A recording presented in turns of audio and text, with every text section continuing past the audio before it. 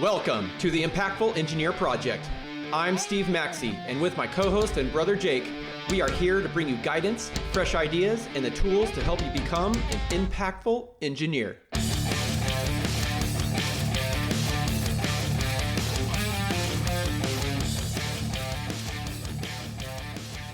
Most engineers don't fail because they lack technical skill. They fail because they never learn how to lead, communicate, and take ownership. This is the Impactful Engineer. We give you the blueprint for career excellence, not textbook answers.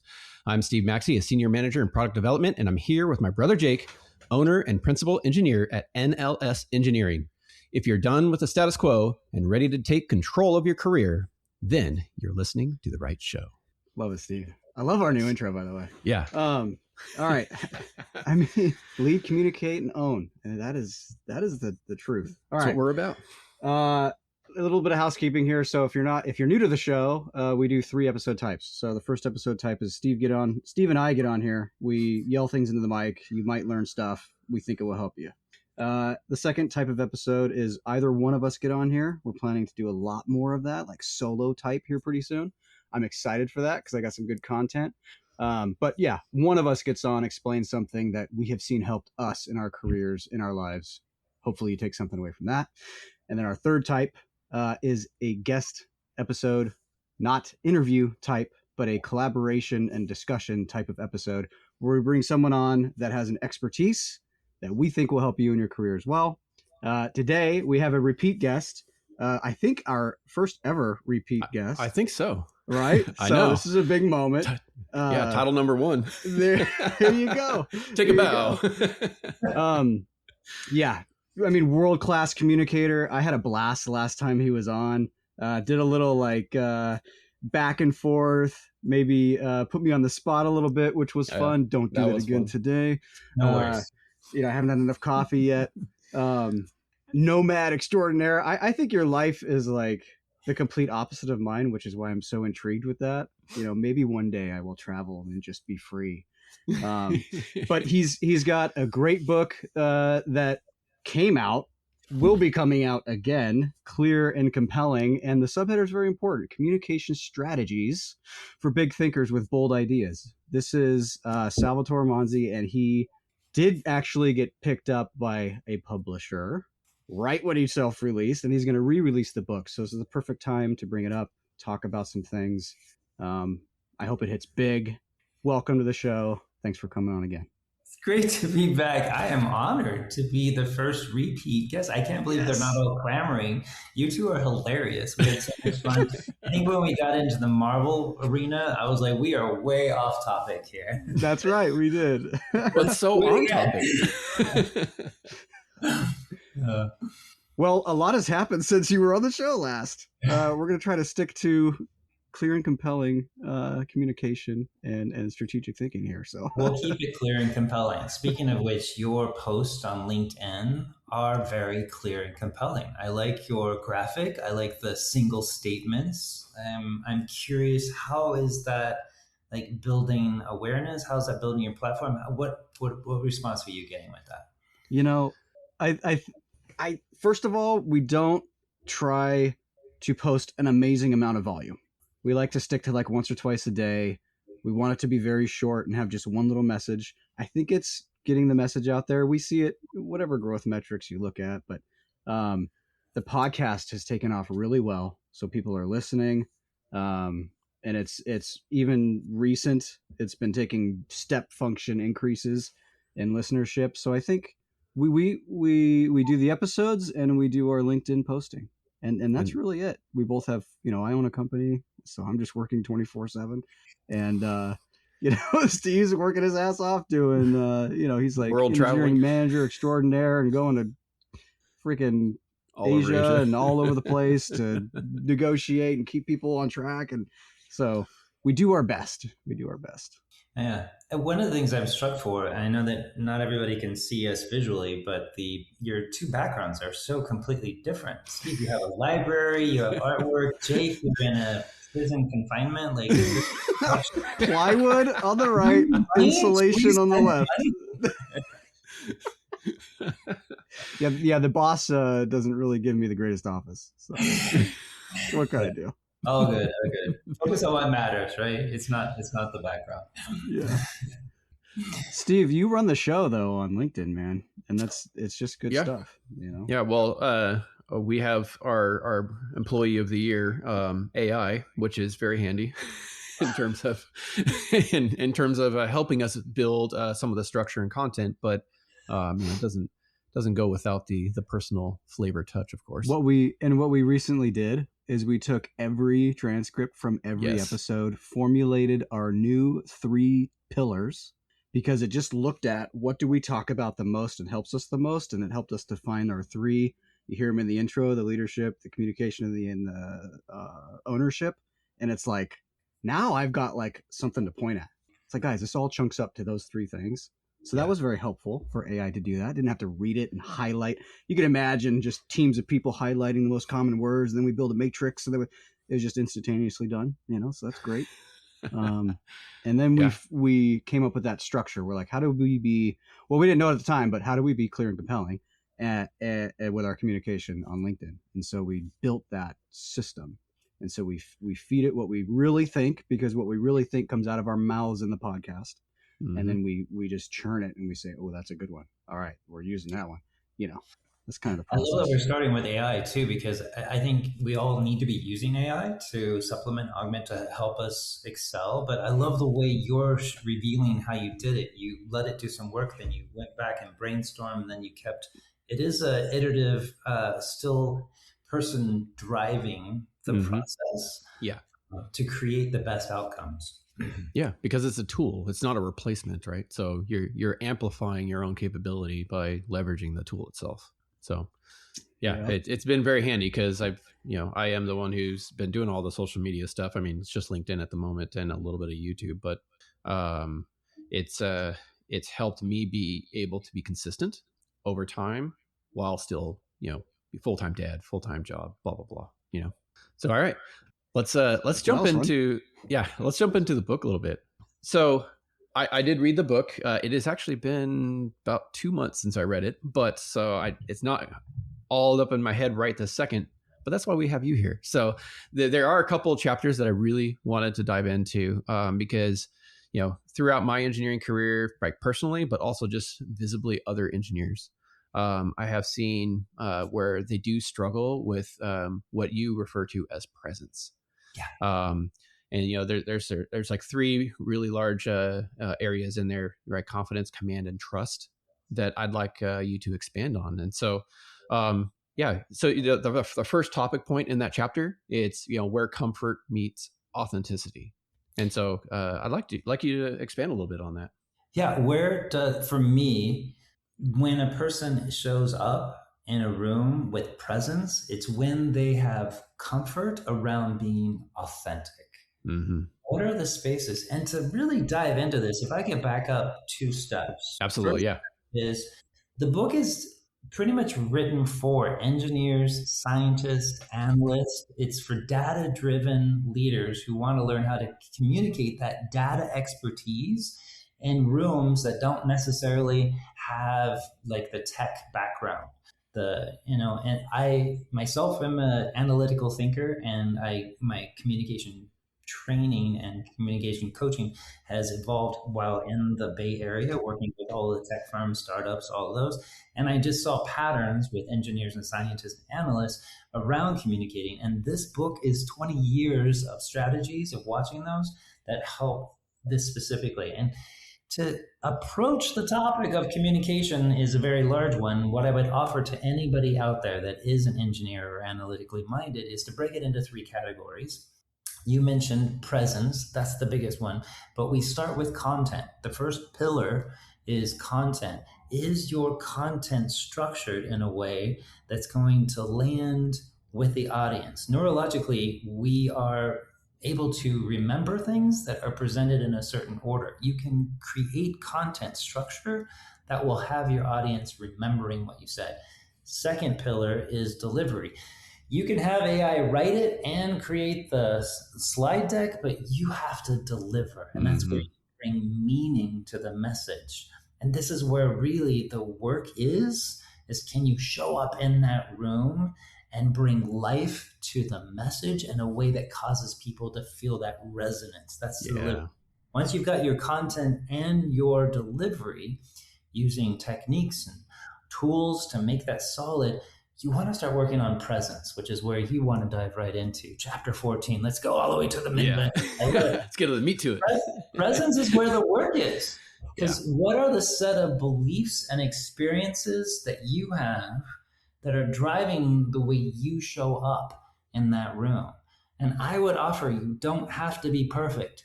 Mm-hmm. You need to be present. Yeah. And there are strategies to help you get there. So before I jump into unpacking like where comfort meets authenticity, I'll let you reflect on that download that I just gave on what the book is about and how we got to presence.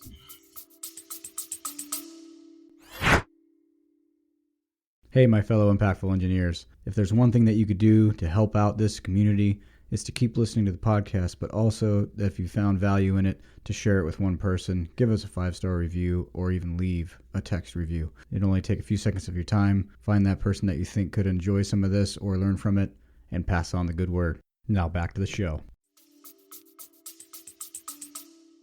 Yeah, like for me, where this shows up is using what I have. So like trying not to force something and be a completely different person because that I think I need to be for the situation. There's plenty of other things you can do to tailor what you're delivering for the situation. One of them, I don't believe, is trying to act or behave as something that you've never acted or behaved before. Like, I'm a big proponent of changing your behavior when you want to work on it over a long period of time. So because you're after a specific result, but not like impromptu trying to change things up. It's just, you're going to stumble over yourself. So that's like one of the biggest things that I've seen help me in my career and life is use what you got. And if you think you need to change what you got, you can, but that takes a long period of time. I don't know if that makes sense. 100%. Fake it till you make it is a lot of value to it. Like anytime you're operating outside your known identity, it's going to trigger the imposter syndrome and make it more difficult for you to exude that presence that you think they want to see you. They want to see you. And so you're trying to achieve and then people please and then, and it'll eventually crash. At some point, you can only go so far with performative behavior before it cracks. There has to be your authenticity. And you're getting you're not allowing the data to show up to where you could improve because you're performing. So if you're just yourself, then like, oh, they didn't like that or that didn't land well, let's change what I do. Then Plus when you are being performative and trying to act like not your natural self, it is so exhausting. It just drains the energy out of you. Right. I mean, if you're in that mode all day, by the end of the day, you just crash. And so you'll be so much more lively, have more energy, more endurance, and just being able to be just more in the moment and present if you are authentically yourself. 100%. And there's opportunity to talk about psychological safety within this realm. Because if I'm in a room where I feel completely safe to be myself, I don't worry about saying the perfect thing and answering the question. I know that I can iterate or start a conversation or get there. If I'm in a high stakes, we're past the budget, something has gone wrong, I want an explanation from you. Like my amygdala is triggered. I don't have access to my prefrontal cortex. I've got to have strategies to stabilize and project the presence that is needed and an ability to calm, self-regulate myself so that I can access the data that is relevant in that situation. And that only comes through the tools and strategies of getting into that place where comfort meets authenticity.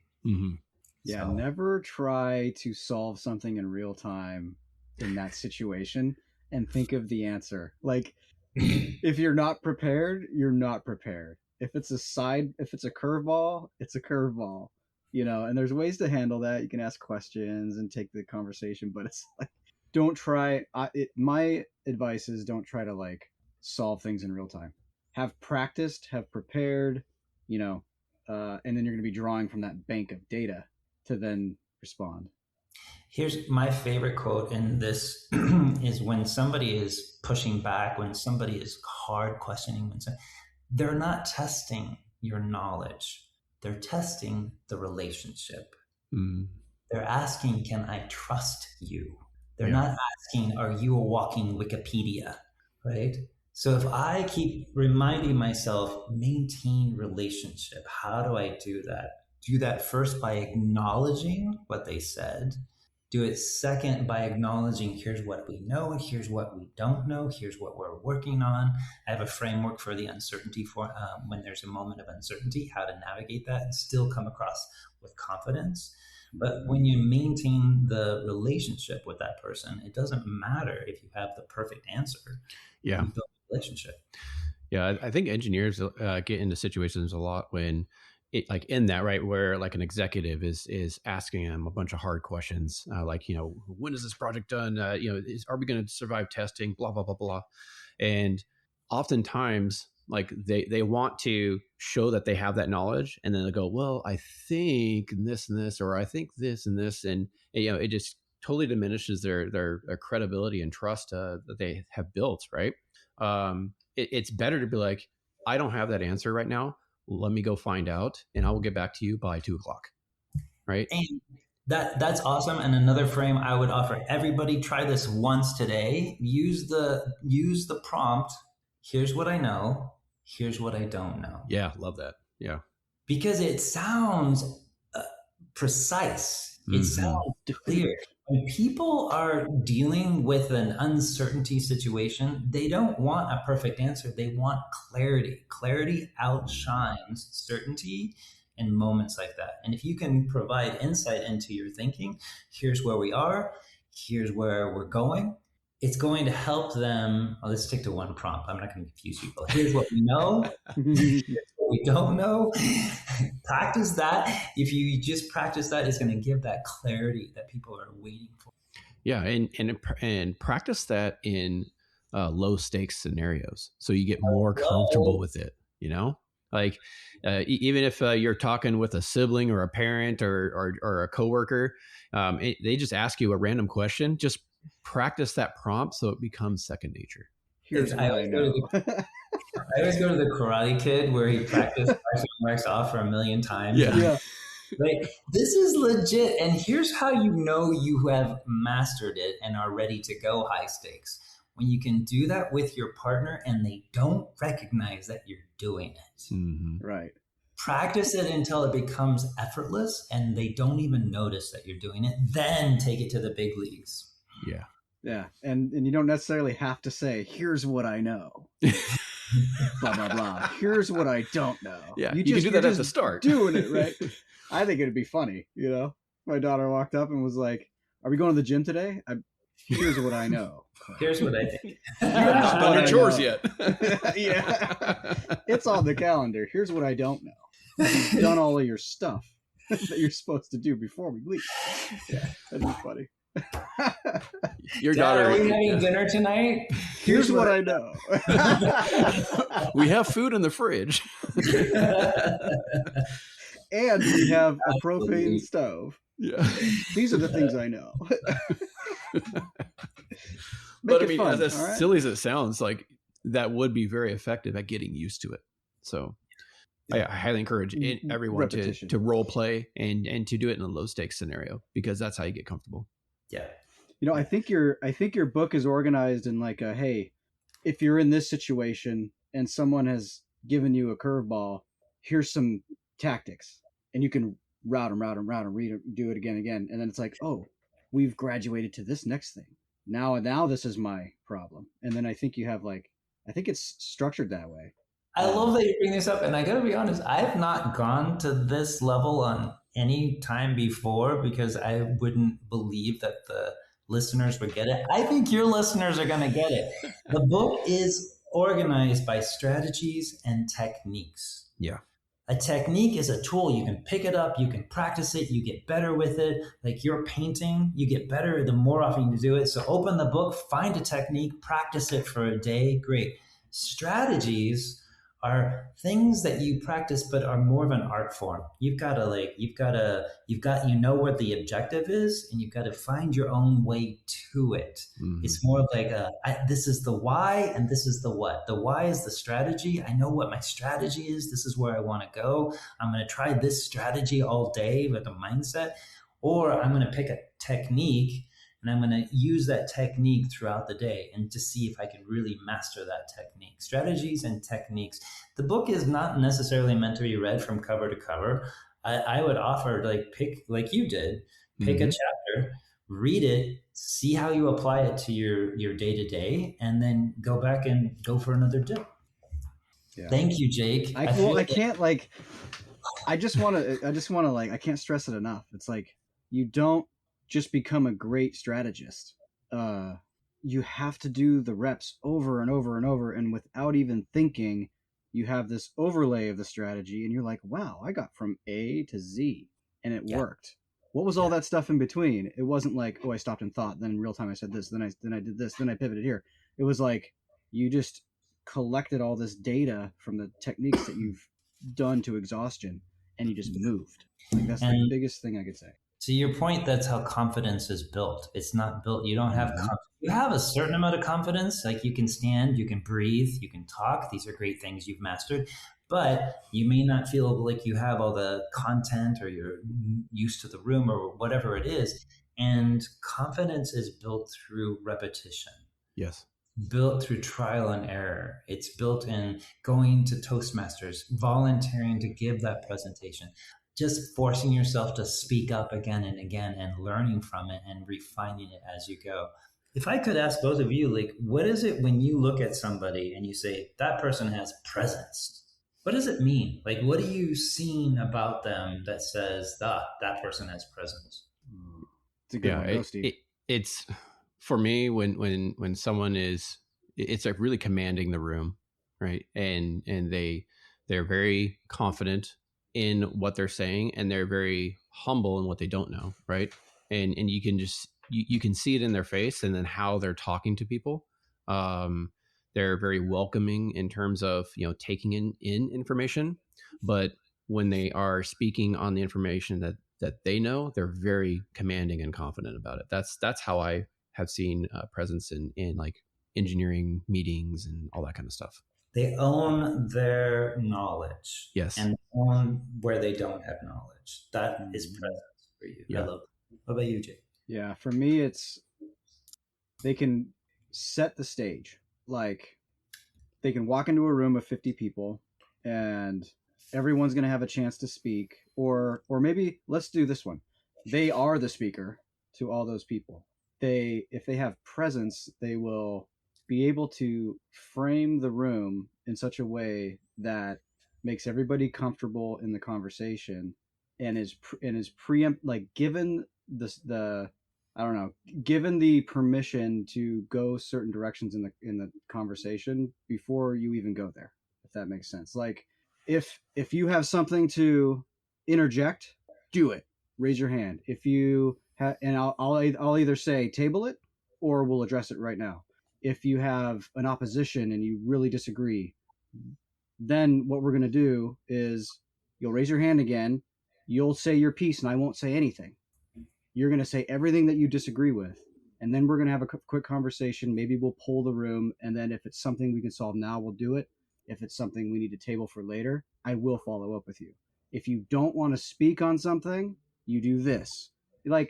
And I feel like that person just has, everybody's focused on them. They feel comfortable. They know what to do when a certain scenario comes up.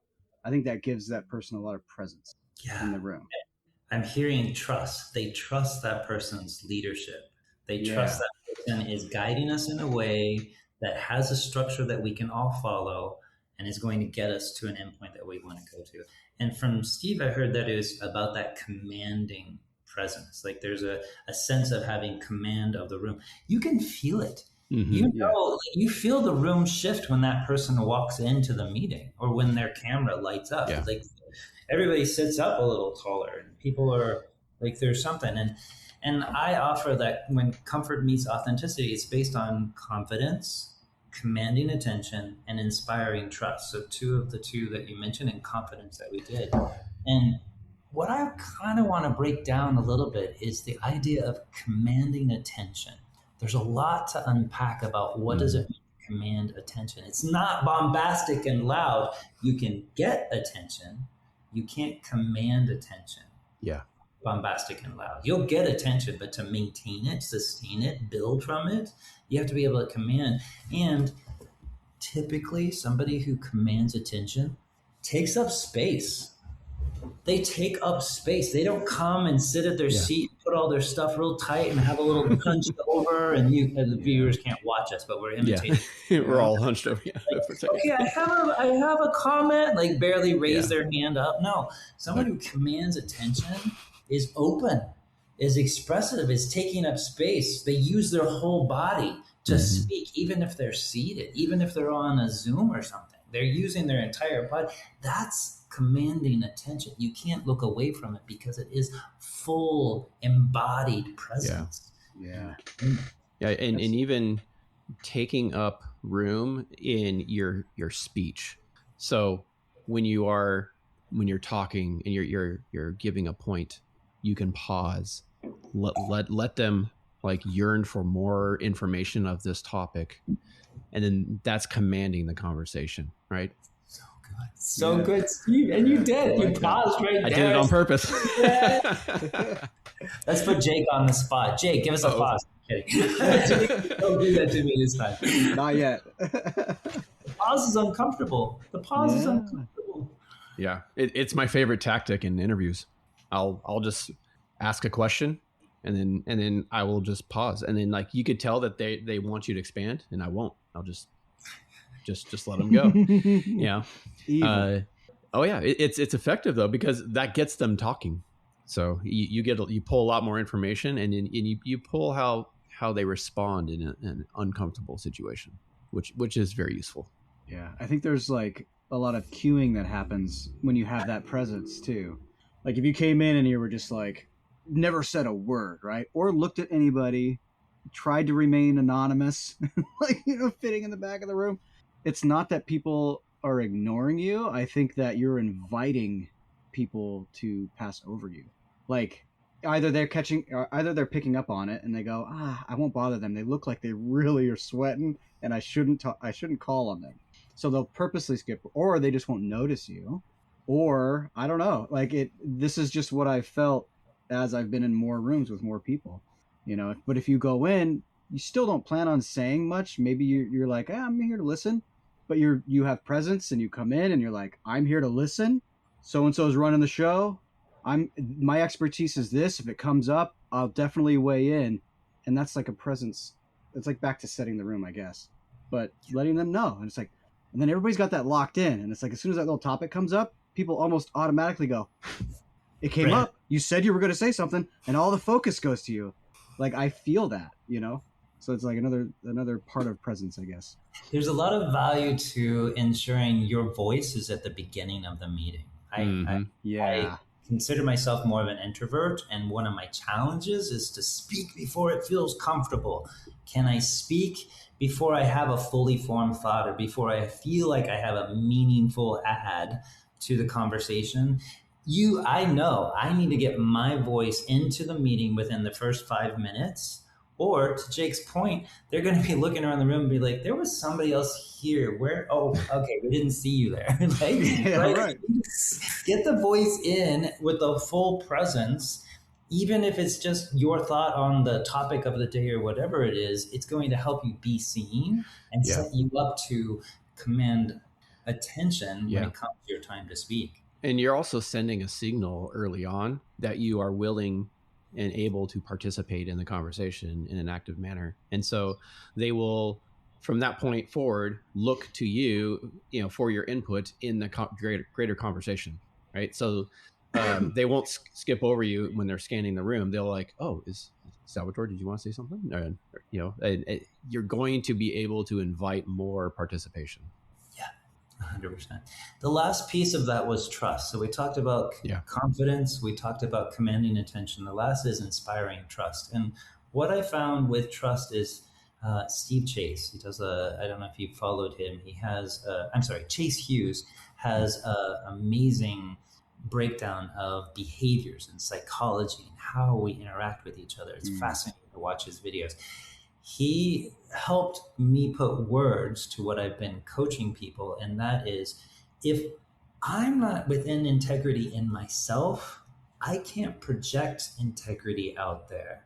People are going to sense there's something that they can't quite fully trust me about, because they can see there's a part of my brain that's aware of, oh man, my taxes are way past due. I didn't take care of those things I said I was going to take care of. There's laundry left to do. There's errands. There's this person that I let down. Those are weighing down part of my energy and preventing me from showing up and saying, I am fully here and you can trust me, because you can see on my face that I trust myself. So inspiring trust in others begins with self-awareness and cleaning up my own house. And I offer, and if you go to my website, clearandcompellingplaybook.com, you can sign up for my newsletter and get a free values worksheet, because oftentimes self-awareness starts from knowing what my values are. What are your top 5 values? What is the impact that you want to make as an impactful engineer? What is the impact you want to make? And what are the values associated with that? If you know your values, you have a clearer picture of why certain things at work, in relationships, in your whatever, feels out of line. Clean that up, and then you can start inspiring trust from the entire room. It's my most favorite topic ever. Psychological, like expand. Well, God, because my mind is going to go so many places. I'll just say that it's, once you figure out what Salvatore just said and you actually do the work for a long time, your life gets so much easier. Yeah. So much easier and so much clearer. It has nothing to do with engineering. But when you figure it out, you become a damn good engineer. I'm just telling you. We could go for hours to talk about why and how, but please just look into it and do the work. Yeah, and you got to build that trust with yourself, and that's what builds that confidence. And then you build the trust in others. Being conflicted all the time within yourself hampers your entire ability to live the life that you know you want to live. It's just the way it is. So figure it out. But if you can't figure it out on your own, Salvatore does break it down quite well in his book. Get my book. It's a good place to start. Yeah. I was thinking in NLS, Steve. You know, what are your values? Well, NLS. Yeah. And we won't break that down. But I was just, you're intriguing Salvatore now. It's the name of the company. NLS. But the one I'll share, there's many acronyms. One I will share is never lose sight. So like whenever I think about, I'm in a situation where it's hard, it's like, okay, what are we going to do? Well, we're certainly not going to lose sight of our operating principles, why we're here. So like it always like grounds me and brings me back. I know that's super cheesy. No, I love it. I can handle a lot these days because I've worked the skill to be able to do it, and I've been around for a while. But everybody has their point where they get lost and they go, oh, shit, there's just so many things happening. And then you just got to take a breath and be like, all right, never lose sight. And I'm like, okay, yeah, that makes sense. On the goal and the why, Right. I don't know if you have Impactful Engineer podcast swag, but I would totally buy a coffee mug that said NLS on it. I would. I need to get some NLS gear for sure. NLS gear. Yeah. But anyway, that was personal share there. It's good. I think I blew the whole show up. Yeah. Good I job. don't even know where to go. Well, it's so deep. It's hard to come back from that. Okay. How do we go back to the lighthearted stuff now? Well, we can jump to the next chapter, because you actually go into some strategies on building presence, right? And there's a lot of them, and we are not going to be able to hit all of them. That's for sure. We do not have the time for that. So, but pick one and do it. Yeah. I actually want to skip towards the end of that chapter. There's a topic, I say, setting boundaries. Yeah. Let's talk about that. That's a lifelong exercise right there. Like, I don't know anybody who hasn't had a boundary that they didn't know they had until it got crossed. And then they're like, what do I do now? Mhm. How do I reset this boundary that I didn't know existed? How do I get clear about what my boundary is? Boundaries are forever. We are forever working on boundaries, I think. Yeah, for sure. And I think the important thing is how do you communicate those boundaries in a meaningful way that people will respect them. And when you communicate those boundaries and you live by them, that builds trust, in my opinion. It's there's a formula from another learning program called oops and ouch. When somebody crosses a boundary, it's an oops, ouch, and wow. Sorry. Oops, I've crossed a boundary that I didn't mean to cross. Let me back up and clear this up. Ouch, you've crossed a boundary that you probably didn't know. I'm sure that wasn't your intention. Let me explain to you what would work better for me going forward now that this has happened. And wow, I don't know if you know, but you crossed their boundary in that meeting. And I'm not saying you have to change your behavior, but you might want to consider this going forward. Oops, ouch, wow is a way to quickly and gracefully bring people into what is the boundary and the next best. It is tied together with another strategy around presence, and that is assume positive intent, which I'm going to be honest, like when I first started hearing that, I'm like, yeah, why doesn't everybody assume positive? Give me a break already. And then I was like, oh, wait, I have to. This starts with me, doesn't it? Right? When I'm on the highway and someone cuts me off. And so I've created games to help myself assume positive intent where I start reframing. And often, I don't know, let me ask you, I know we got double duty here. We got two strategies, assume positive intent and boundaries. But let me ask you, like, what do you do when you're in that situation and you know you need to assume positive intent? What do you do? Go ahead, Jake. No, like, because you're hitting on like what on the biggest unlock for me, because I love reframes. And so I used to have a huge problem with people just in general when we're conversating and people are expressing preferences to each other and they don't even really know it. And like, so someone could be arguing with you really hard. It's just their preference that you've stepped on their preference somehow, right? They prefer to operate this way and you prefer to operate a different way. And now you're clashing and then nobody knows, but we're all just jumbling. And so I was very unaware for a long time that the way that I preferred to communicate was clashing with a bunch of people's preference to communicate back to me. So it's like identifying that. So the frame is everybody's just kind of operating on their preferences. You just got to identify the preferences and then figure out whether you can meet those preferences for the time that you're communicating, or you don't. And then you can say, I prefer not to do it that way. And we can't make this work. So we should just not try to solve this thing right now. Like, I don't know. So I love it. I love it. What I'm hearing is a sort of like when you notice this friction happening, your go-to in your brain is like, oh, this person has a preference that they're telling me, but they're not telling me. And they're just, I need to figure out what the preference is that they're talking about so that I can have a better, and that's your back door into assuming positive intent. Like it's the biggest thing I learned from my mentor that has helped me the most is breaking everything down into preferences. Because I had a huge, like, I'm new to business, right? I just started my company not even a year ago now. And I've already run into people's preferences, partnerships preferences. And since I had that frame, it's helped me so well. Because inadvertently, I will just miscommunicate or I'll step on somebody because I just don't even know yet. And I go, oh, shit, I totally just stepped on someone's like values right here. Oops. Yeah. Right. Ouch. It's like I email immediately. I messed up. What I was trying to do was do X, Y, and Z. Are you still okay with that? No. Okay, cool. And then in that certain scenario, it didn't go that way. It wasn't, oh, are you okay with that? So this is an argument, right? It's not, oh, are you okay with that? I stepped on your preference, sir.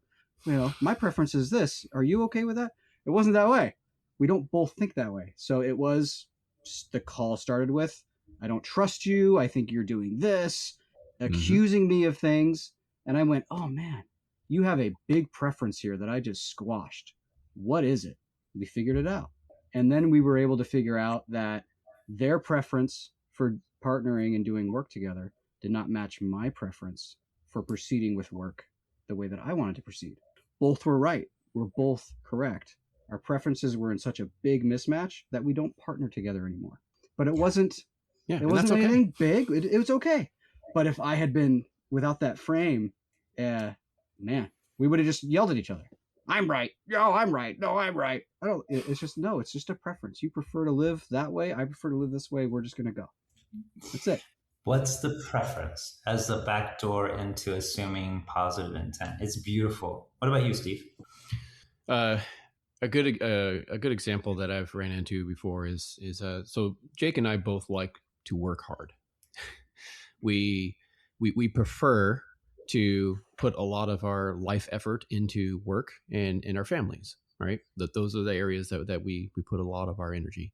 Other people prefer to be more vacation oriented, or prefer to, go on weekend trips all the time and only work their 9 to 5. And that's okay too. That's not a wrong answer. And I know both Jake and I have run into that scenario where people are like, oh, you work too hard, you don't, relax enough and do all this other stuff. And we're just like, yeah, we feel great. We're working hard. We spend time with our families and we're enjoying life. This is what we prefer. And other people, don't view that as a work-life balance. They that's not their preference, and that's okay too.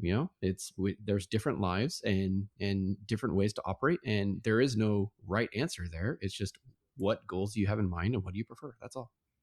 Preference. And the idea of you're bringing up work-life balance, which I think is such a big topic. Like, are we going to start it? Okay, round 2. Let's start a podcast.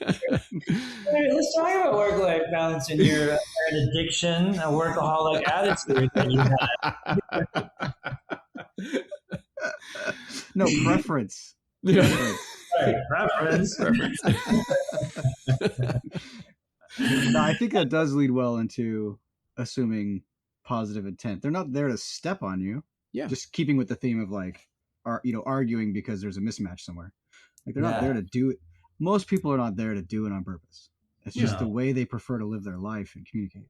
Yeah, because they have positive intent that they want you to have a very happy life, and then so they are layering their preferences onto you, and you're like, oh, I know I prefer this thing. I think you should also prefer this thing, and that's just not. There's no alignment there, and that's okay. And I think people just need to be okay with others having different preferences.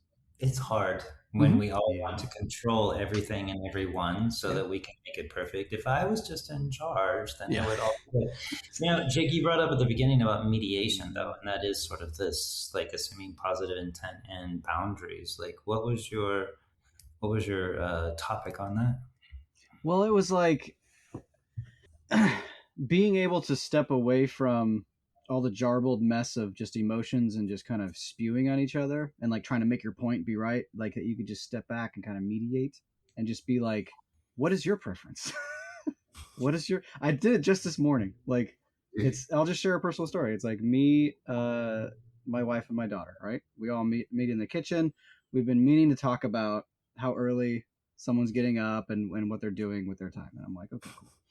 So we have a problem, right? It's like, oh, you get up too early. Okay, cool. And then it was like, I was just kind of sitting there listening and we were kind of getting into the zone of now we're getting defensive. Now it's kind of just, well, and I just raised my hand. I was like, okay, guys, hold on a second. I think there is a huge preference that is not being spoken because you don't want or have the courage. You don't have the courage to say it or because you think it'll be played down or mistreated. Just be truthful, say your preference, and let's lay it out on the table and let's figure out if the preferences match each other. And if they don't, is there a compromise, right? So it just came down to, I prefer you not to get up that early and do these activities. And then the other person was like, I prefer to get up and do these activities. I'm like, awesome. Very different than what was being talked about before. So now we know it's like, okay, the preference is to do these things. I won't share what they were, but it's like, cool. We were easily able to find a mediated, compromised middle ground as soon as the preferences were on the table, not wrapped in all of this defensiveness and arguing and trying to prove a point and saying, I don't do that. Yeah, you do that. Nobody knows. Yeah. I'm certainly not getting up that early. I don't know. Just lay them out. Yeah. I have a friend who does mediation, and he helped me understand that most mediation revolves around unexpressed preferences or expectations. Mm-hmm. Yeah. Okay. When the person is holding it back for fear of shocking, wounding, hurting, like it coming out the wrong way, whatever it is, it still exists, but it's going to come out sideways in all these other ways, which creates. And the other thing that I use when there is a mediation thing is let's start with what we agree on first to get us both in a positive state about the topic. Let's talk about what we do agree about. And then, because when I get into a meeting and somebody comes at me immediately, here's everything I want to, it's like, okay, let's back up. Let's back up. Well, first I get pissed. Yeah. Well, and this is my assumed positive intent. My first response, my mantra is, this person needs a Snickers. There you go. Not themselves. Jake needs a Snickers.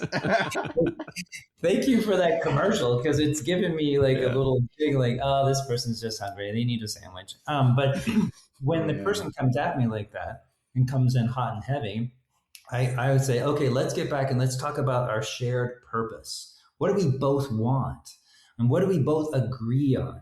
Now that we've got that as a foundation, let's talk about where we are experiencing friction and disagreement. And what is that built around? Oh, there's unexpressed expectations on my end, unexpressed preferences on your end. Let's resolve that. And we can move forward without any kind of fisticuffs kind of thing. Yeah, because uncommunicated expectations leads to resentment. So that's one of my favorite lines. Because it's so true. Guys, I think what Salvatore just said, if there was one thing you took away, that like, this is it. This is definitely it. Like, because it just reminded me immediately of a recent meeting I had where this came into play perfectly. And it's like, and it's directly with engineering. It's code. I think we were talking about this before. Mm-hmm. It's like someone came in hot and heavy, disagreed with me. I had made the statement right away. I have to say, strongly disagree. Cool. Perfect. And then you step back and you're like, well, yeah, this person maybe has had a bad day or something, or is under a lot of pressure or whatever. They need a sandwich, Snickers, whatever.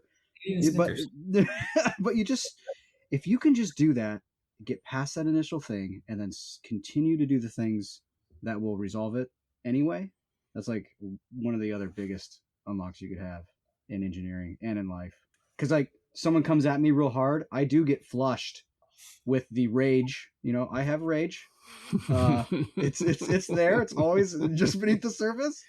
And okay, wait, we're getting into brother issues here, dude. So okay. yeah, exactly. What happened? What did you do? Where were you 20 years ago? Yeah, I know. I would get so angry. But those feelings still come.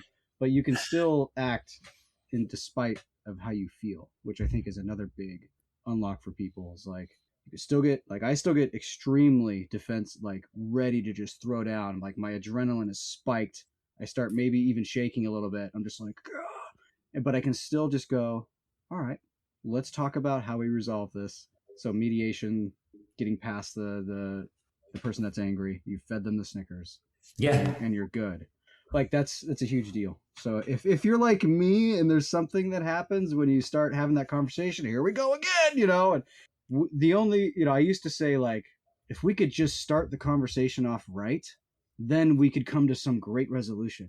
But since the conversation started this way, therefore I shall not ever get to the good resolution that I want. And that's completely untrue. Start it out however it starts out.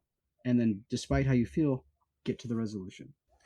Yeah, because every conversation, like, everyone's trying to get to a goal, right? And so you have to, as you say, assume positive intent. Right.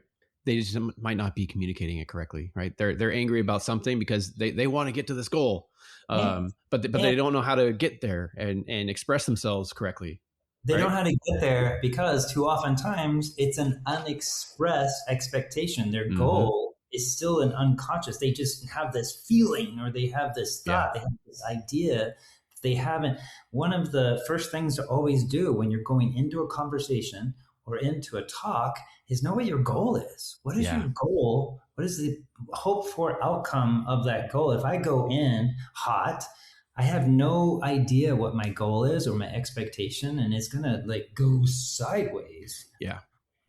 So something I've been doing a lot lately in conversations or meetings that I know are going to be what a lot of people would call uncomfortable, right? Like we have to have an uncomfortable conversation about something, like whether it's a project or how someone's performing or whatever.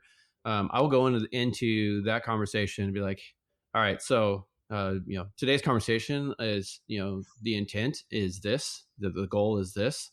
So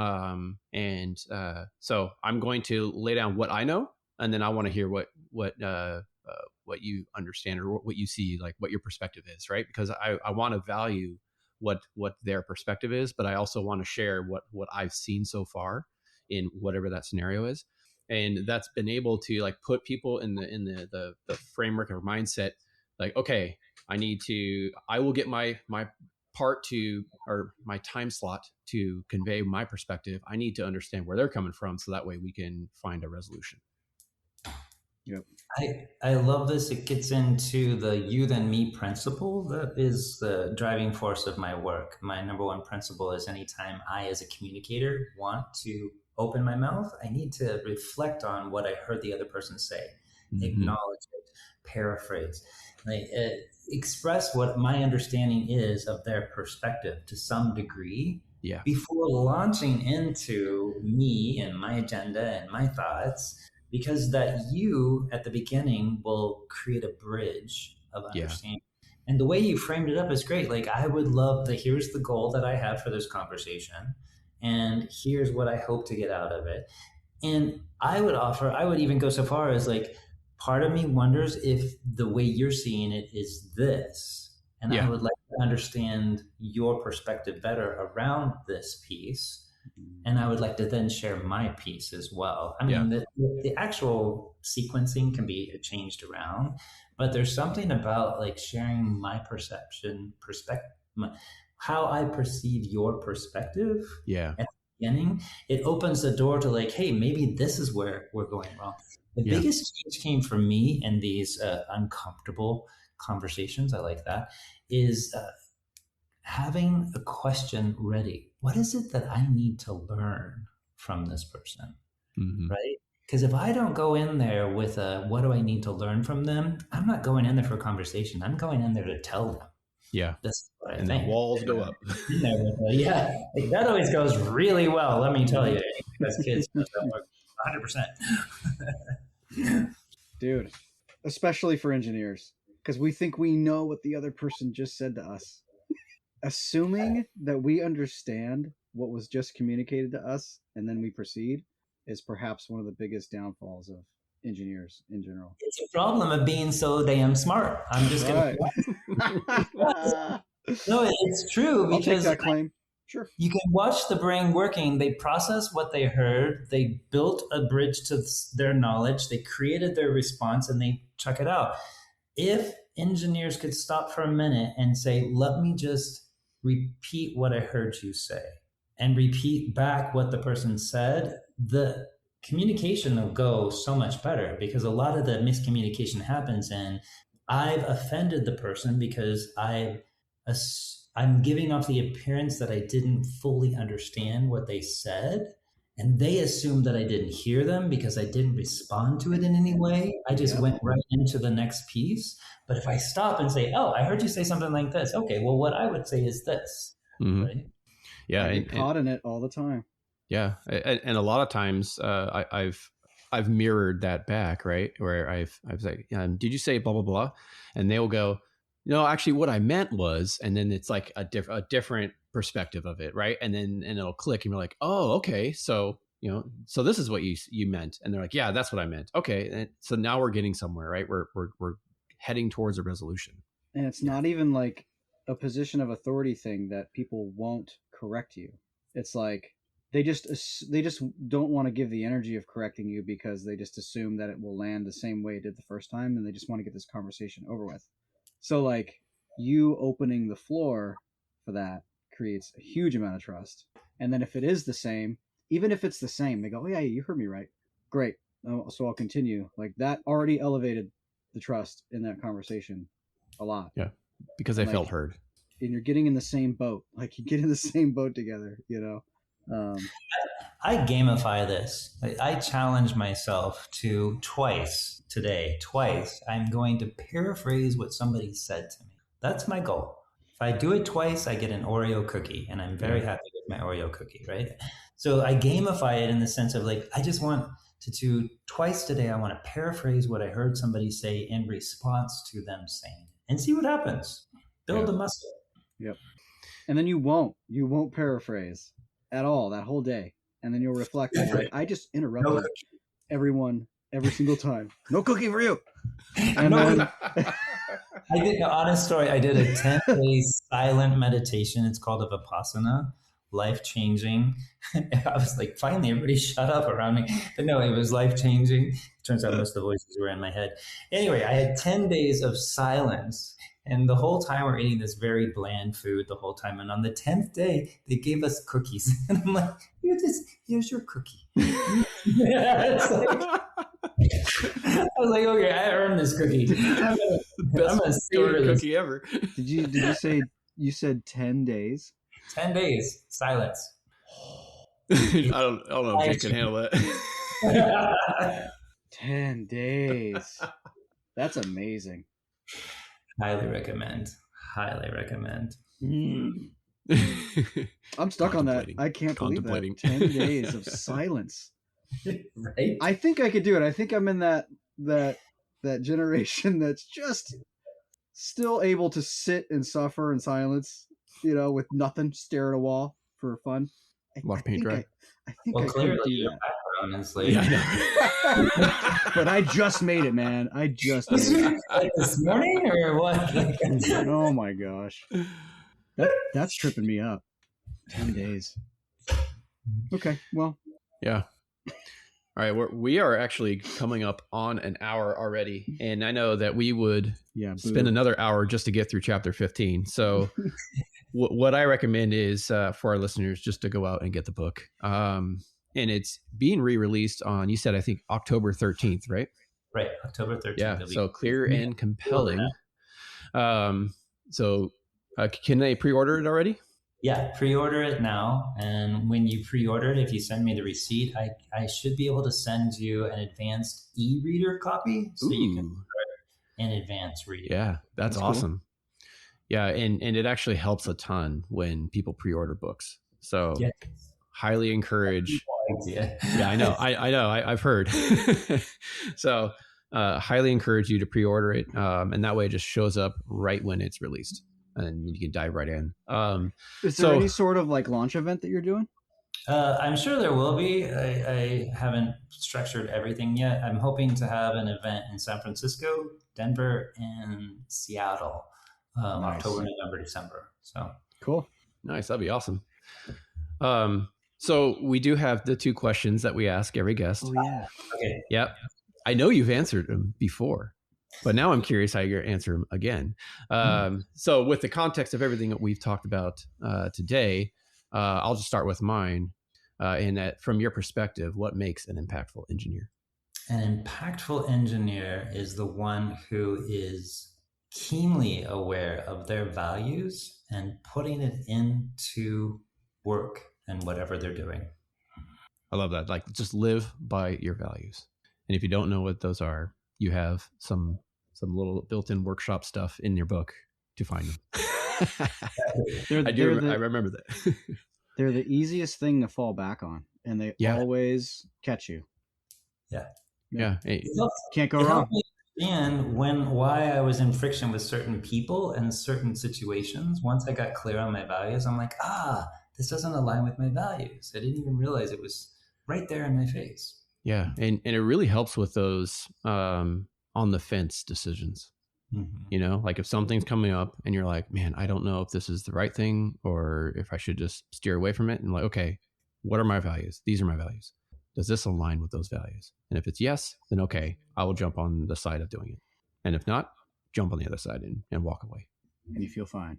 Yep. And you feel great about it. Cool, Mike. Well, beyond just getting the book, supporting someone that helps people just like you figure out how to communicate better, figure out how to improve their way of identifying their preferences in each other, and that it helps so much. Besides getting the book, helping yourself, and supporting someone who is doing that for a lot of people, what is one thing that the listener can do or take action on today to start down the road of improving or just in general being a highly impactful engineer? Appreciate the question. There's been a lot offered in this conversation that we had right now. The one thing that I would offer, I'd go back to the principle of you then me. Practice just echoing what somebody else says in some way and notice what happens both in yourself and with them and with the relationship. It'll really change things. Because I guarantee you there's a lot that is being interpreted that is completely wrong. Just to put it bluntly. From your perspective. That's right. No. Every other human on the planet gets everything right 100% of the time. Yeah. Just me that has that problem, for sure. Being an engineer, I understand stats. Yeah. That's believable. Awesome. Oh, you guys are great. Yeah. Well, it was a super pleasure having a conversation with you again for the second time, Salvatore. And I know our listeners will gain a ton from this episode. Real quick, where can they follow you on social media? Yeah, LinkedIn, Salvatore Manzi, or clearandcompellingplaybook.com will take you to the book and leads to the YouTube channel with lots of other things too. Yeah, amazing. Awesome. And so to our listeners, if you learned something today or think someone else needs to hear Salvatore's point of view, which I know they do, please share the show. It's the best way that we can continue to grow this podcast and create value and impact for the engineering community. Thanks again, Salvatore. Thank you both. Have a great day. You too.